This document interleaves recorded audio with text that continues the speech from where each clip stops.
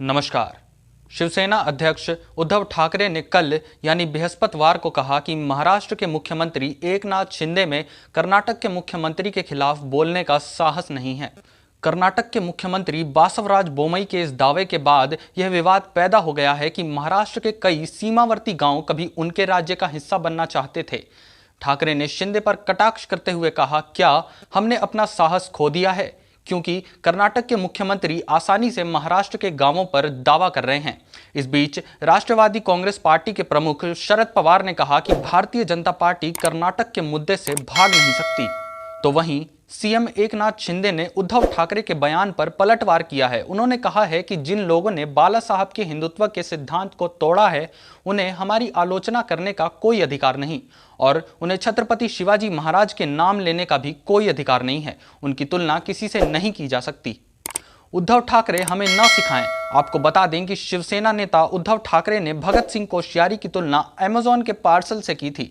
उद्धव ठाकरे ने कहा कि मैं केंद्र सरकार से अनुरोध करता हूं कि वह अमेज़न पार्सल वापस लें जो उन्होंने राज्यपाल के रूप में भेजा है। हम केंद्र से आग्रह करते हैं कि वह एक राज्यपाल के लिए भेजे गए नमूने को वापस बुलाएं और उसे अन्य स्थानों पर या वृद्धाश्रम भेज दें। हम सभी महाराष्ट्र प्रेमियों से उनके बयान का विरोध करने के लिए कहते हैं। उद्धव ठाकरे ने कहा, छत्रपति शिवाजी महाराज का अपमान किया जा रहा है और सरकार चुप बैठी है। मुझे समझ नहीं आ रहा कि सीएम कौन है, लेकिन जो शख्स दिल्ली के सहारे सत्ता में है वो उनके खिलाफ क्या ही बोलेगा। तो वहीं कर्नाटक के मुख्यमंत्री बासवराज बोमई ने गुरुवार को कहा कि महाराष्ट्र के साथ चल रहे सीमा विवाद पर चर्चा के लिए अगले सप्ताह सर्वदलीय बैठक बुलाई जाएगी। उन्होंने कहा कि सर्वदलीय बैठक बुलाई गई है ताकि बातचीत और अन्य महत्वपूर्ण मुद्दों के माध्यम से सीमा विवाद को सौहार्दपूर्ण ढंग से हल करने में मदद मिले। महाराष्ट्र सरकार की मंशा पर विस्तार से चर्चा की जा सके। बोमई ने यह भी कहा कि कर्नाटक सरकार उसे कानूनी लड़ाई के लिए तैयार है जो फिलहाल सुप्रीम कोर्ट में है। उन्होंने कहा, महाराष्ट्र के मुख्यमंत्री एकनाथ शिंदे ने मीडिया में कहा है कि वह आपसी चर्चा के माध्यम से इस मुद्दे को हल करना चाहते हैं, लेकिन जैसा कि वह सुप्रीम कोर्ट गए हैं, हम लड़ने के लिए तैयार हैं क्योंकि हम कानूनी रूप से मजबूत हैं। बोमई ने जोर देकर कहा कि सीमा विवाद अपने आप में एक बंद अध्याय है और राज्य पुनर्गठन अधिनियम लाए जाने के बाद कोई विवाद नहीं है। विवाद के केंद्र में बेलगाम या बेलगावी जिले हैं और कर्नाटक के 80 मराठी भाषी गांवों पर महाराष्ट्र का दावा है। भले ही यह महाराष्ट्र के दावों को खारिज करता है, कर्नाटक महाराष्ट्र में कुछ कन्नड़ भाषी क्षेत्रों जैसे सोलापुर के साथ विलय करने की मांग कर रहा है। वर्तमान में दोनों राज्यों में स्वयं या गठबंधन में भाजपा की ही सरकार है। आपको बता दें कि महाराष्ट्र के उप मुख्यमंत्री देवेंद्र फडणवीस ने बुधवार को कहा कि महाराष्ट्र के किसी भी गांव ने हाल में कर्नाटक में विलय होने की मांग नहीं की है और किसी सीमावर्ती गांव के कहीं और जाने का सवाल ही नहीं उठता है। दरअसल कर्नाटक के मुख्यमंत्री बासवराज बोमई ने मंगलवार को दावा किया था कि जल संकट का सामना कर रहे महाराष्ट्र के सांगली जिले के जाट तालुका में कुछ ग्राम पंचायतों ने अतीत में एक प्रस्ताव पारित कर कर्नाटक में विलय होने की मांग की थी। बढ़ते हैं अगली खबर की तरफ, जो कि श्रद्धा मर्डर केस से जुड़ी है। श्रद्धा वालकर केस ने देश भर में हड़कंप मचा रखा है। मामले की जांच कर रही पुलिस रोजाना नए नए खुलासे कर रही है। इस घटना पर अब केंद्रीय गृह मंत्री अमित शाह ने प्रतिक्रिया दी है। केंद्रीय गृह मंत्री अमित शाह ने गुरुवार को कहा कि दिल्ली पुलिस और अभियोजन पक्ष श्रद्धा वालकर हत्या मामले में कम से कम समय में आरोपी के लिए कड़ी सजा सुनिश्चित करेंगे। उन्होंने एक निजी चैनल के कार्यक्रम के दौरान कहा कि पूरे मामले पर मेरी नज़र है। मैं देश के लोगों को सिर्फ यह बताना चाहता हूं कि जिसने भी यह किया है, दिल्ली पुलिस व अभियोजन पक्ष कानून और अदालतों के माध्यम से कम समय में सख्त सजा सुनिश्चित की जाएगी। शाह ने कहा कि दिल्ली और मुंबई पुलिस के बीच तालमेल की कोई कमी नहीं है। गृह मंत्री ने कहा, लेकिन जो चिट्ठी सामने आई है उसमें दिल्ली पुलिस की कोई भूमिका नहीं है।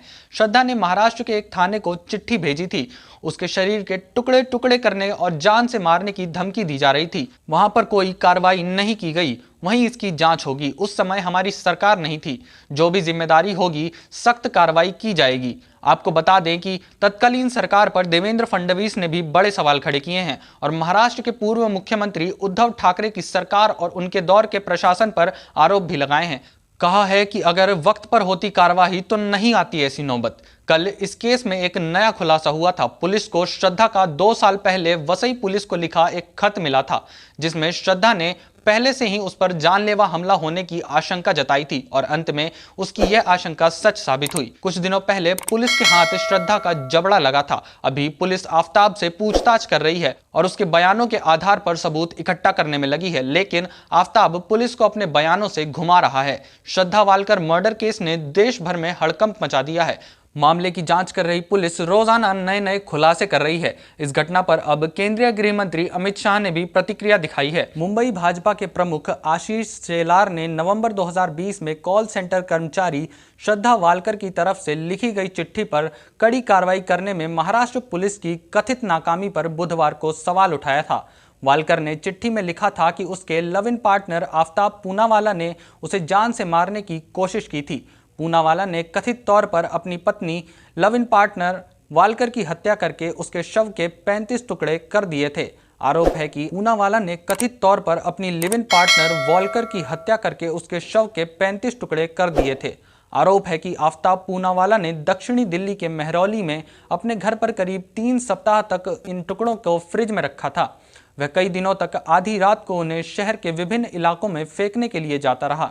दिल्ली पुलिस ने 19 नवंबर को उसे गिरफ्तार कर लिया था। वहीं इसी घटना को लेकर असम के मुख्यमंत्री व भाजपा नेता हेमंत बिश्व शर्मा ने दावा किया कि श्रद्धा वालकर हत्याकांड में लव जिहाद का इनपुट भी था।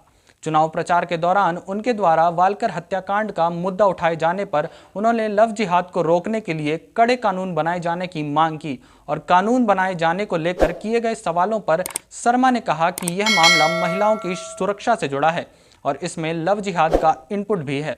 उन्होंने कहा, आफताब श्रद्धा को शादी करने के लिए दिल्ली लेकर आया था। उसने श्रद्धा के शव को 35 टुकड़ों में काटा था और फिर फ्रिज में रखा था।